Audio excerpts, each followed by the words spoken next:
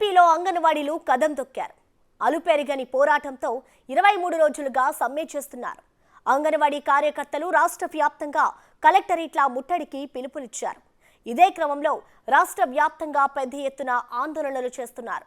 ఓవైపు డిమాండ్ల కోసం అంగన్వాడీలు నిరసనలు తెలుపుతుంటే ప్రభుత్వం మాత్రం వారిని కనీసం పట్టించుకోవడం లేదు.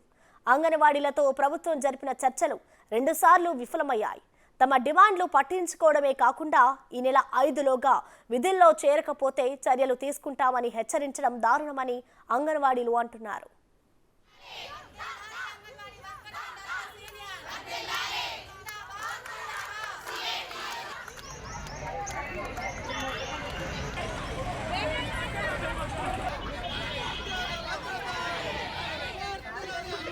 కృష్ణా జిల్లా నందిగామలో అంగన్వాడీ కార్యకర్తలను పోలీసులు అరెస్ట్ చేసి పిఎస్కు తరలించారు.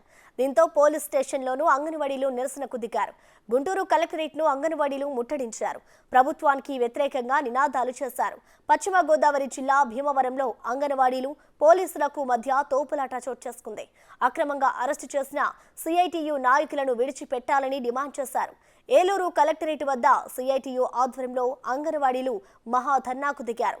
ఉద్రిక్త పరిస్థితుల నేపథ్యంలో కలెక్టరేట్ వద్ద ఇనుప కంచెలు వేసి పోలీసులు మోహరించారు.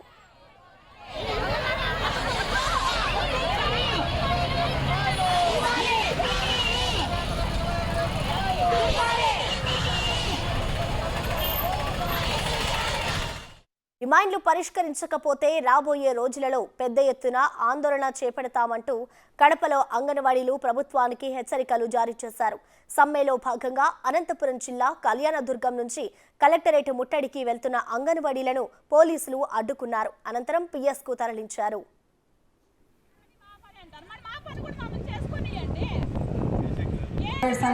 మనకు అంగన్వాడీ సమస్యల మీద రాష్ట్ర ప్రభుత్వం అన్ని జిల్లాల్లో కూడా ఇక్కడ జిల్లా నాయకత్వం కూర్చుంటారు, సెంటర్లు ఉంటాయి, టెంట్లు ఉంటాయి. కానీ ప్రత్యేకమైన ఇవ్వాలి, చేయనటువంటి వాటిని చేస్తేనే మేము లోపలికి వెళ్తామని మరోసారి రాష్ట్ర ప్రభుత్వాన్ని హెచ్చరిస్తూ మన కార్యక్రమం తీసుకోవడం జరిగింది. మన నాయకులు కూడా చెప్తారు. 5వ తేదీ ఎల్లుండి ఆంధ్రప్రదేశ్లో అంగన్వాడీల సమ్మె ఉవ్వెత్తున కొనసాగుతోంది. ఏలూరులో కలెక్టరేట్ల ముట్టడి కార్యక్రమానికి అంగన్వాడీలు తరలివచ్చారు. అయితే సమ్మెను బలహీనపరచడానికి ప్రభుత్వం కుట్రలు చేస్తుందని కార్మిక సంఘం నాయకులు ఆరోపిస్తున్నారు. అంగన్వాడీల నిరసన కార్యక్రమంపై మరింత సమాచారాన్ని మా కరెస్పాండెంట్ శివసాగర్ అందిస్తారు. ఉమ్మడి పశ్చిమ గోదావరి జిల్లా వ్యాప్తంగా అంగన్వాడీలు కదం తొక్కారు. ఇటు ఏలూరు జిల్లా కలెక్టరేట్ వద్ద నిరవధిక దీక్షా శిబిరం ఏర్పాటు చేసి తమ డిమాండ్లు నెరవేర్చాలని వారు అడుగుతున్నారు. మరోపక్క అటు పశ్చిమ గోదావరి జిల్లా వద్ద అంగన్వాడీలు కలెక్టరేట్ వద్దకు వెళ్లకుండా పోలీసులు అడ్డుకున్నారు. నాయకుల్ని అరెస్ట్ చేసి వారిని పోలీస్ స్టేషన్ తరలించారు. అయితే అంగన్వాడీలు ప్రకాశం చౌక్ వద్ద కొంత బైఠాయించడంతో మరలా పోలీసులు ఒక అడుగు వెనక్కి తగ్గారు. నాయకుల్ని విడుదల చేయడం జరిగింది. అసలు అంగన్వాడీలకు కావాల్సింది ఏంటి, ఈ ముట్టడి కార్యక్రమాలు ఏంటి అనే మీద మనతో ఉన్నారు నాయకులు, వారిని మాట్లాడించే ప్రయత్నం చేద్దాం. అమ్మ, ఏంటి మీ డిమాండ్లు? ఇప్పటికీ ఒప్పుకోవట్లేదు, 2 సార్లు చర్చలు విఫలమైనాయి. నెక్స్ట్ ఏంటి భవిష్యత్ కార్యాచరణ ఏ విధంగా ఉండబోతుంది? మేము గత 22 రోజులుగా మేము ఈ సమ్మె ఏర్పాటు చేసుకున్నాము. మండలాల వారీగా అంగన్వాడీ వర్కర్స్ అండ్ హెల్పర్స్ అందరు కూర్చుని మరి ఈ సమ్మె మరి మేము సామరస్యంగా చేస్తూ ఉంటే మరి జగన్ గారు మా సమస్యలను పరిష్కరించమని మేము 11 డిమాండ్ల మీద మేము పెట్టాము. ఈ 11 డిమాండ్ల మీద మేము 10 డిమాండ్లు మేము చేసామంటున్నారు. ఒట్టిదేనండి, జగన్ గారు మాటలన్నీ నమ్మొద్దు.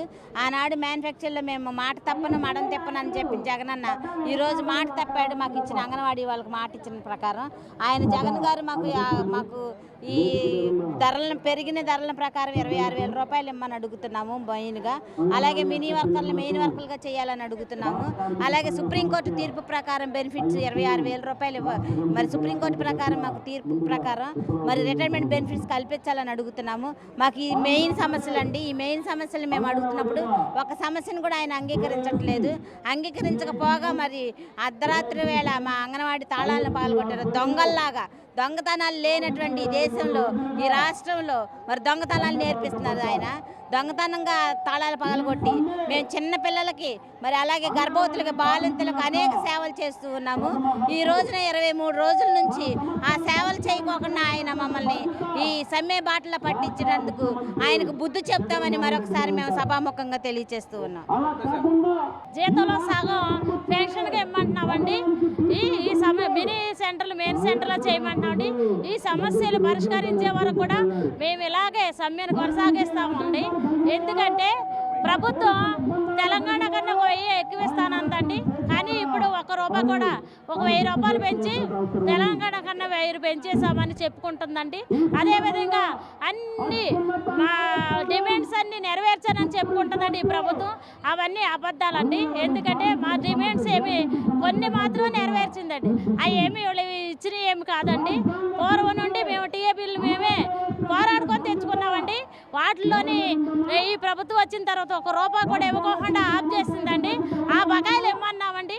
మాకు టీఏ బకాయిలు ఇవ్వకోకుండా ఇక నుంచి ఏదో కొత్తగా ఇస్తున్నట్టుగా చెప్పారండి.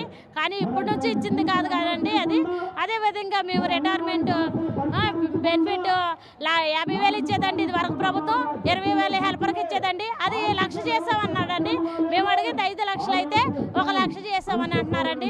అది కూడా ఈయనేమో కొత్తగా పెట్టింది ఏమి కాదండి. అదేవిధంగా ప్రమోషన్ విషయంలో 45 నుంచి 50 సంవత్సరాలకు పెంచమన్నామండి. అది మాత్రం జగన్ అందరికి మంచి చేశాను, అన్ని హామీలు నెరవేర్చేశానని చెప్తున్నాడు కదా ఆయన. ఏమి హామీలండి? ఏం మంచి అండి చేసింది? రేట్లు పెంచాడండి, మంచితనం. పెట్రోల్ ఛార్జీలు పెంచారండి.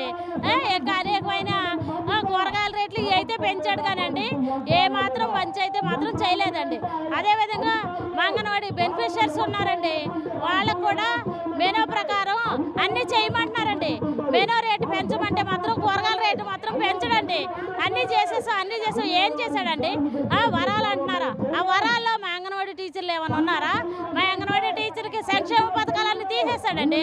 1,000 పెంచి మా బాధనంతా కలిసి సంక్షేమ పథకాలు తీసేస్తాడు. మేమేమనంటే ఉద్యోగస్తులు అంటున్నారండి. సచివాలయంలోకి వెళ్తే ఉద్యోగస్తులు అంటున్నారండి. ఇక్కడ చూస్తే గౌరవ వేతనం అండి. గౌరవ వేతనం ₹17,500 అండి. ₹11,500 ఒక కుటుంబం ఎలా పోషించబడుతుందండి?